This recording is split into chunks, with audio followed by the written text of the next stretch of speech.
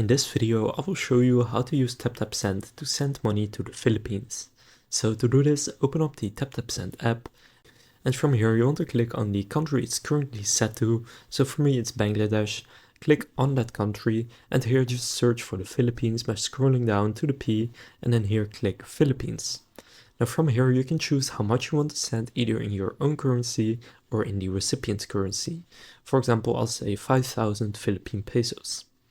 Then you can enter the promo code you see under the next button for a €5 bonus on this transfer.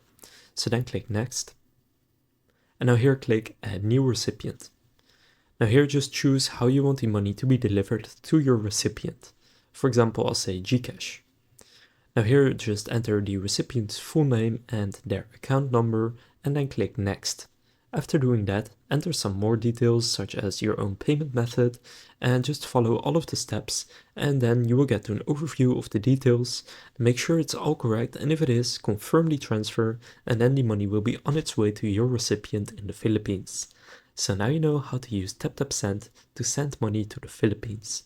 If this video was helpful, please consider leaving a like and subscribing to my channel. And with that being said, I will see you in the next video.